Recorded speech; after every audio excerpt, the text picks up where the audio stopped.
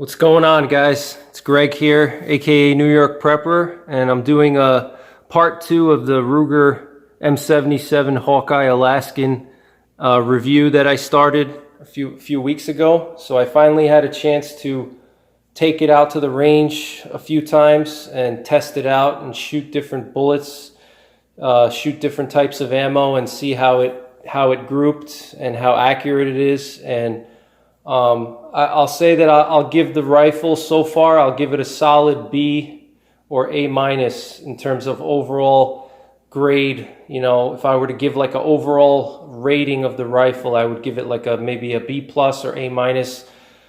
There's a few things that Ruger could do to make this rifle even better, but you know, I did a couple of things to make the rifle better.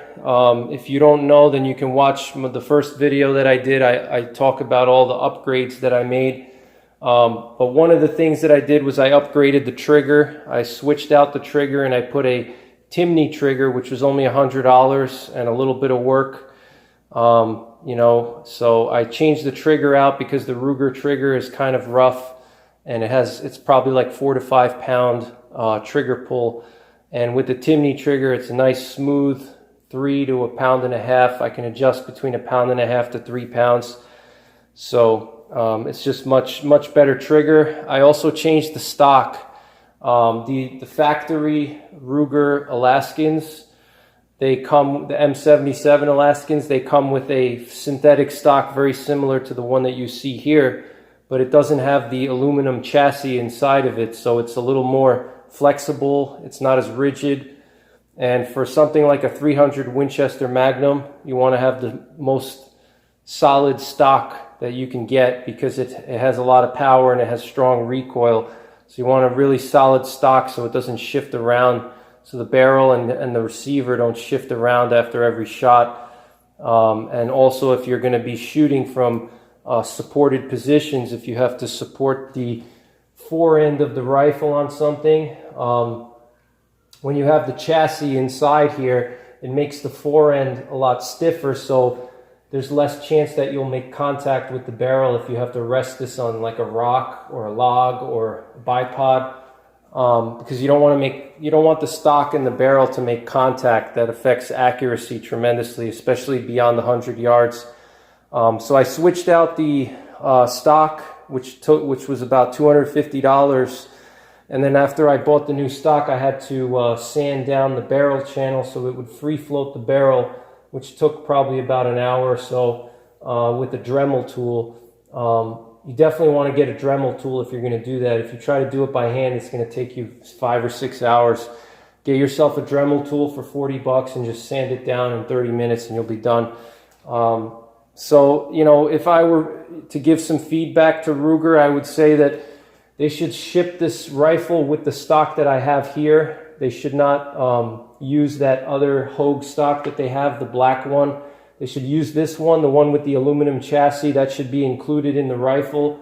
Or they should have two separate rifles, one with the chassis and one without the chassis. Especially for the Magnums, like the 300 Win Mag and the 375 Ruger. They should definitely have a chassis in there because it kicks a lot and you want to have a stiff stock. You don't want something that's flexing around. Other than that, you know, the trigger could use some more work. I wish that Ruger had a better trigger, but it's not bad if you're using it for close range shooting. You know, it's not a bad trigger, but if you want to go beyond 300 yards and really get the most out of the 300 Win Mag, you know, which 300 Win Mag really doesn't start to shine until you go beyond 300 or 500 yards. You know, that's when the 300 Win Mag really has the most benefit, is if you're shooting extremely long distances. It can retain that energy and have a decently flat trajectory at long ranges, you know. So in order to get the most out of the cartridge, you need to have a proper trigger and a decent stock. You know, I wish that they had that from the factory, but it's not a big deal because you can spend a little bit of money and upgrade it yourself. One of the things I really liked when I was shooting it was the muzzle brake, which you can actually take off. You know, you can unscrew it, which I'll do for you guys right now. And you know, the 300 Win Mag is a very powerful rifle, even though it only shoots a 30 caliber bullet, but it is based off of a 375 H&H case. You know, it has a 93 grain case capacity, 93 grains of powder, so it can hold a lot of powder. You know, it's almost up to a 338 Lapua in terms of the powder capacity and the energy. A 300 Win Mag will generate 4,000 foot-pounds of muzzle energy, so you know that's more than a 12 gauge shotgun with slugs. All right, it's very powerful. That's more than a 45-70. It's very powerful. Even though it only shoots a 30 caliber bullet, it has a lot of recoil. So if you're trying to get the gun sighted in, you know, having that muzzle brake, which you see here, it's very helpful, you know, because you don't beat up your shoulder when you're trying to sight the rifle in from a bench. You know, if any of you guys have ever shot a hard kicking rifle off of a bench, you know, it really hurts your shoulder and you can develop a flinch, which can make it very hard to sight the rifle in because you start to anticipate the recoil. So you tighten up at the last minute and you jerk the rifle and you miss. So, you know, when you're sighting in the rifle, this muzzle brake is extremely handy. Okay, it reduces the recoil, and I'll attach some videos in a second so you guys can see how the recoil is with the muzzle brake. You know, with the muzzle brake, it reduces the recoil quite a bit to the point where you're still going to feel the kick, but you're not going to get bruised, and it's not painful. You know, it probably reduces it down to like a moderate shotgun load. You know, maybe like a little bit less than like a 12 gauge slug. You know, or somewhere around there. It's a little bit less than a shotgun, I would say. It still has some punch. You know, you still feel the kick, but it's not painful, and it makes it much more pleasant to shoot. Especially a rifle like this, you're shooting at long range. You need to be very comfortable because any little movement that you make, especially if you're flinching and you're anticipating the recoil, you're going to jerk the rifle a little bit, and at a long distance, that can mean, you know, a 2 foot, you know, you can miss by 2 or 3 feet just by twitching the rifle just a little bit. At further distances, it makes a huge difference, you know. So the muzzle brake is really good for sighting in and for long range shooting. I mean, you could even use this in the field. If you're going to use it in the field, you definitely want to get some ear protection because the muzzle brake will increase the noise, all right? So although it reduces the recoil, you know, by let's say up to 30%, it's going to increase the noise by 30%. So you pay for one thing, you get something, you know, you get something, but you have to pay for it somehow. And it comes threaded already. It has this thread on here. I think this is a 1/2 inch by 28 TPI threading here, okay? And it comes with, if you don't want to use the muzzle brake, it has a weight that you can put on there that'll have the same point of impact as the brake. It's just literally a solid, it looks just like the muzzle brake, but it's just a solid piece here, okay? And you know, what that does is if you don't want to use the brake, but you still want to have the same point of impact, you can just put that other one on, and you're going to hit the target the same way. But if you don't want that noise, you know, then you can do that, especially if you're in the field. You know, if you're hunting, you may not have ear protection on, so having the muzzle brake is going to destroy your ears. So, you know, it's a decent rifle. I would say for SHTF or hunting, this is a great multi-purpose rifle, which is kind of my philosophy when I bought this rifle. Was I wanted something that I could hunt with, but I could also use for self-defense, home defense, and for SHTF. You know, this would be a good SHTF sniper rifle if I had to engage targets at 500 yards away. This is a great force multiplier. You know, if I'm dealing with a group of guys that have AR-15s, like we recently seen in Minneapolis and some other places where the bad guys actually have assault rifles, you know, this rifle here, I can keep them away at a long distance, I can engage them, and they're not going to be able to even reach me with their AR-15s because their cartridges are just not powerful enough, you know. So this is a great SHTF rifle. It's very multi-purpose. What I like about it is it has a short barrel. It's only a 20-inch barrel.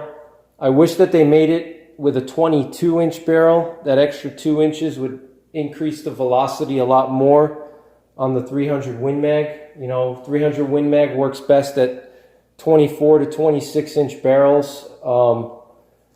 I wish that for the 300 Win Mag they would make it 22 inches long. That would add a lot of extra velocity to the cartridge. You know, just that extra 2 inches going from 20 to 22 would probably add, you know, at least 50 to 100 feet per second to the rifle. So that's kind of one thing that I wish that they would do for at least the 300 Win Mag version of this rifle. I wish that they would, you know, make it a little bit longer, the barrel, but not a big deal. So I went to the range and I shot a few different boxes of ammo, and I didn't actually chronograph the rifle to see how badly the velocity drops off, you know, once you go down to a 20-inch barrel on a 300 Win Mag. I haven't chronographed it, but the next time I go out, I'm going to chronograph it, and I'll upload a part 3 in this series on this rifle. I'll do a part 3 where I chronograph all these different loads that you see in front of me. The Grizzly cartridge ammunition, the choice ammunition, the Underwood, and I'm going to see what their actual velocities are out of the 20-inch barrel. But my guess is I'm probably losing about 150 feet per second off of the, you know, printed numbers for most of the ammo for 300 Win Mag ammo, because most of those are for 24 to 26-inch barrels. So I'm probably losing about 150 feet a second. But for me, you know, it's, in my opinion, the trade-off is worth it because the rifle is much easier to carry and handle, especially with the muzzle brake on the end. That adds another, you know, 2 inches right there. So, you know, a lot of guys, they don't factor in the portability aspect. You know, it's nice to have a rifle that has all these cool things on it, and, you know, it has a 28-inch barrel, it has a bipod, it has a, you know, all these gadgets on it, but you actually have to carry that rifle and use it in the field. You know, if you're just going to be shooting at the range, it's fine if you have a 28-inch barrel or 26-inch barrel, you know, because you don't have to actually hike with it and go through dense terrain and maneuver. But, you know, the compact barrel, like on this 300 Win Mag, it makes it so much easier to carry and to use in the field. And if we're talking about SHTF, you know, if you're in like a semi-urban area, or you're fighting out of a home, you know, you're trying to defend your home or your farm, or you're in an urban area, you know, this is really good for urban terrain or not close quarters, but inside of buildings or urban terrain where the shots are a little closer and you need a shorter barrel so you can set your rifle up, you know, your sniper positions and things like that. But I think if they went up to a 22-inch barrel, it would be much better. So overall, like I said, B+ or A-. The accuracy was very good, and I'll show you guys in a second some of the targets that I have, and I'll also attach the footage from the range so you can see the recoil and see how it shoots and things like that, and look at the blast. But you know, the brake works really well, and so let me just show you guys some of the targets from the first 2 trips that I made to the range, and I'll show you guys the ammo that I was shooting. And then again, part 3 of this series, I'm going to chronograph different loads, and we're going to see how much velocity you should expect to lose from the 20-inch barrel. Because a lot of guys say that, oh yeah, you know, you have a 20-inch 300 Win Mag. you know, what's the point of getting that? You might as well just get a 30-06. Well, even a 20-inch 300 Win Mag is going to outperform any 30-06 at any length. You know, whether it's a 26-inch 30-06 barrel will still not perform as well as a 20-inch 300 Win Mag, okay?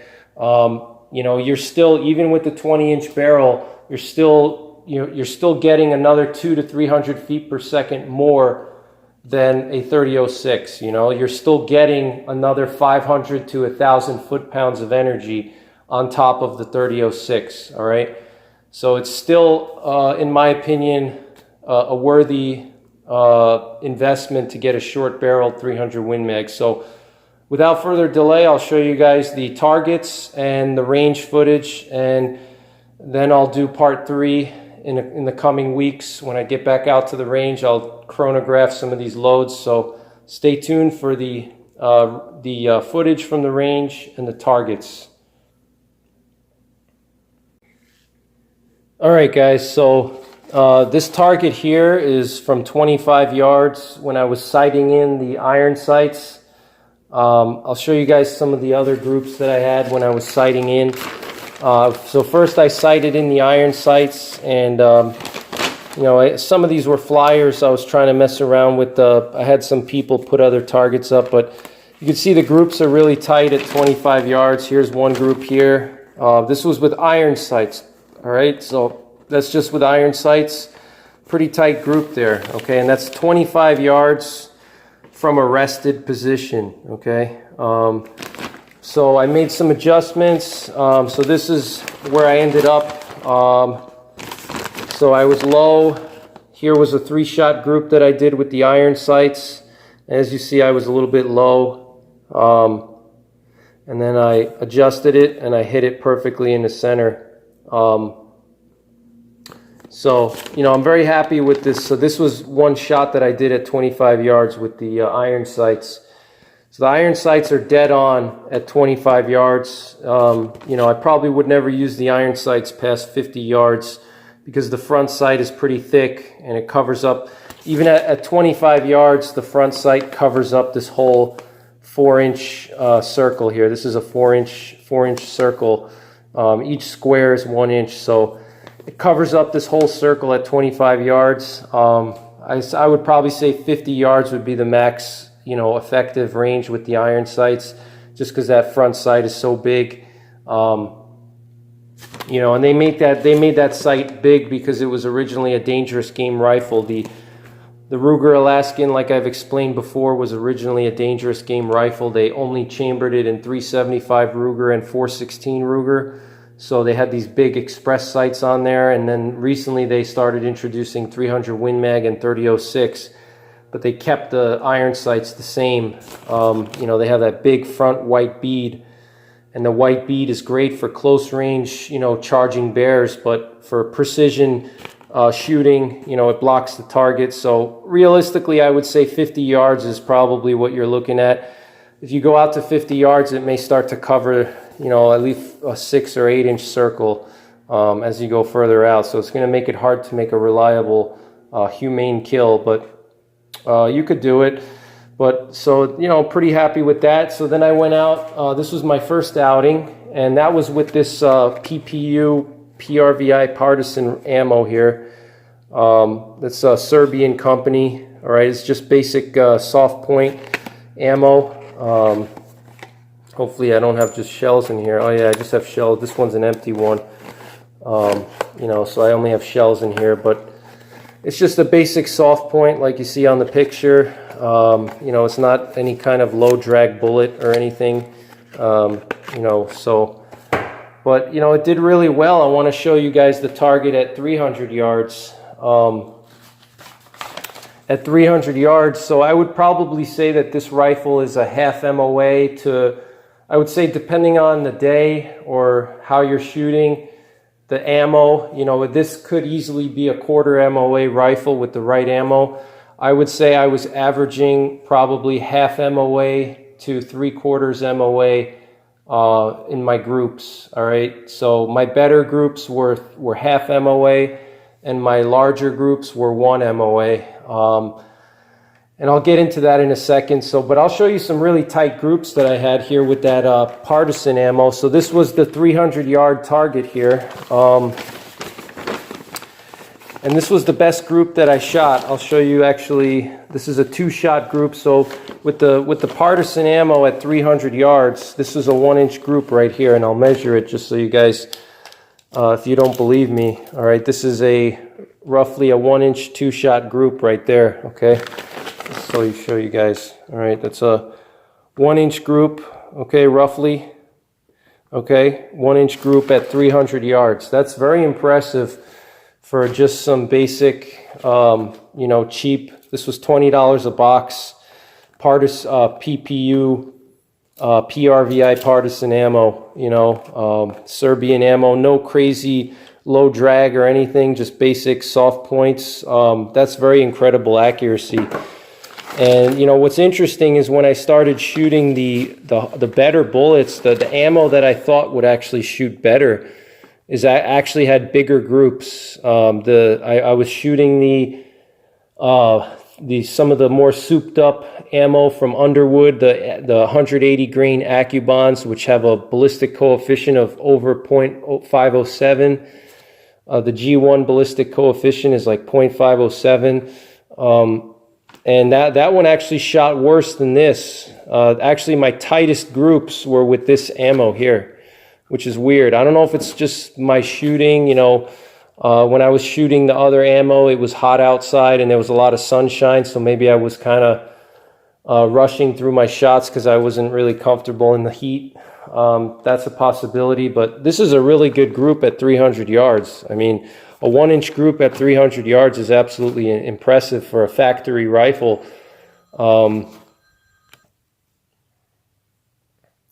So you know, it's pretty good for this cheap ammo. I'm happy with it. Then let me show you some of the other groups. This was a 3-shot group that I took with the same ammo. This was the first 3-shot group that I took. And that's probably more like a 2.5-inch group, I guess I would say. Let me measure that. You know, you're looking at the widest part is a 3-inch group. You know, maybe 2 inches to 3 inches. You know, but that could have just been because I was rushing my shots. And then this was the first shot that I made, and then I made a correction. And then after I made the correction, it was actually tighter. I don't know if that was just me shooting it better. Here's some other shots I took. Here's another group here with the PPI partisan. This is probably, what is that, 1.5 inches. This is a 1.5 inches, maybe 1.25 inches. That's an 1.25 inches group right there, guys. Okay, 1.25 inches. Let me zoom in so you guys, if you guys don't believe me, that's an 1.25 inches group right there. Okay, so for factory rifle, you know, that's very impressive with some cheap ammo. You know, so you're looking at, with these shots, you know, you're looking at quarter MO, not a quarter MOA, you're looking at maybe 1/3 of an MOA accuracy. It's very impressive in my opinion. That was the first outing. Second outing, I took some of the other ammo that I have, okay. Second outing, I took the Underwood ammo. All right, and the Underwood ammo had a pretty big group here. I don't know if that was just me. You know, I don't know if that was just me, but pretty big group. The first group, 3-shot group that I took. I wasn't letting the barrel cool. I was rapid firing, so that could have been why. You know, I don't know. But this was the 180 grain Accubond Underwood ammo. That was the first 3-shot group I took with that rifle with that cartridge at 300 yards. It's printed as having 3,150 feet per second velocity, and it's a 180 grain Accubond, which has a pretty good ballistic coefficient. So you would think the group would be tighter. This is another group with the 200 grain Choice ammunition, which is a custom ammo company in Montana. And this was a pretty good group. So I made a correction. After I shot this one, I made a correction 4 MOA up. I went up 4 MOA, and you know, for some reason, maybe it was just me shooting better, but the accuracy improved. You can see here the accuracy. This was after I made the correction. This was with the Underwood ammo. That's an 1.5 inch group roughly. So, you know, you're looking at a half MOA. You know, that was with the Underwood 180 grain AccuBond, okay, traveling at 3,150 feet per second. All right, so that's pretty good. I'm happy with that. Let me get some other targets here. And this is the company Choice Ammunition. If you guys are interested, 100% hand loaded. And this was one of the rounds that I shot, the 200 grain AccuBond. And it's funny, they put Trump 2020 on there. So that's one of the rounds that I was shooting.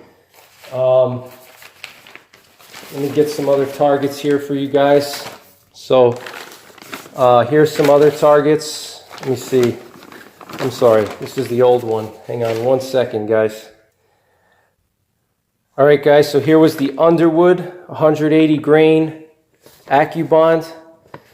And this was at 200 yards. Okay, so at 200 yards, it probably had a, what is that, 3/4 of an inch group. Okay, it's probably 3/4 of an inch. So that's really good. I mean, you're looking at less than a half MOA. I mean, that's really good in my opinion. This was 200 yards. You know, that's, to me, that's really good accuracy for a factory rifle. I'm very happy with that. And here's some other groups here. This was the, let's see, this was after I made the initial shots with the Underwood. I made a 4 MOA adjustment on the turret, and this is the group that I got. Again, 1.5 inch roughly, maybe less. Let's see. It's right at 1.5 inches, okay?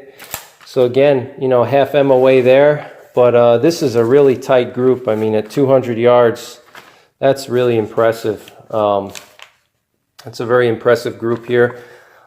This was, let's see, 200 yards, initial shots without, you know, one of my, so that's a 2-inch group here. So it kind of varies between half MOA and 1 MOA, or maybe even less than a half MOA. So it, you know, you can definitely get at least half MOA or better if you do your part. See, here was another one. This one, I held it high with my scope. I held it with my my hash marks on my scope. I held it 4 MOA high at 300 yards.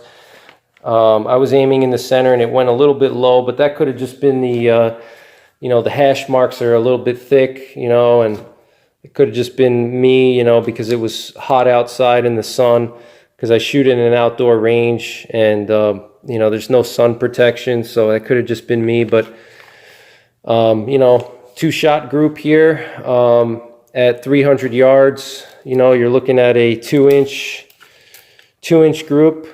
All right, at 300 yards, so that's really good. All right, let's see what else. And this was another group where I held it high at 300 yards. All right, so, you know, this could have been shooter error. I mean, this was my first shot, this was the second shot, this was the third shot. So, I mean, I'm pretty happy with it in my opinion. And this was these are the two that I held high with the turrets, not with the turrets, with the hash marks, okay? So they seem to be about 1 inch low. Maybe I need to just hold it a touch higher, but, you know, pretty happy with it.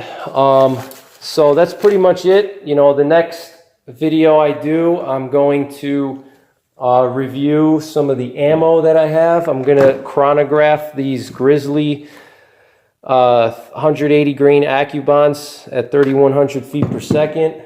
I'm going to chronograph the 200 grain, or I'm sorry, the 180 grain Choice Ammunition Muzzle AccuBond, which has a stated velocity of 3,115 feet per second. And I'm also going to chronograph some Hornady SST 180 grains, which are supposed to be at 3,130 feet per second. And then I'm going to also chronograph the Underwood 180 grain at 3150 feet per second, and we're going to see how well the rifle performs, you know, out of the 20-inch barrel. So that'll be in part 3. So stay tuned for some range footage. I hope you guys enjoyed the video. Thanks for watching. Thanks for supporting my channel. If you want to support my channel financially, you can buy yourself some New York Prepper merchandise, which is in the description box down below at my Teespring store. You can also donate to my PayPal account, which you can also find in this description box. Other than that, thank you guys for watching. Take care. Stay safe on the range, and I'll see you on the next one. And don't forget the 3 Ps: prepare, practice, and persevere.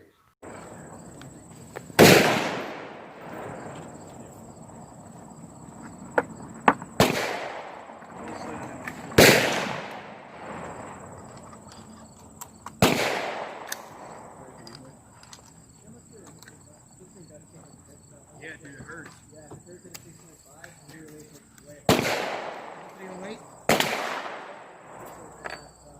Yeah, the 308 kicks way harder.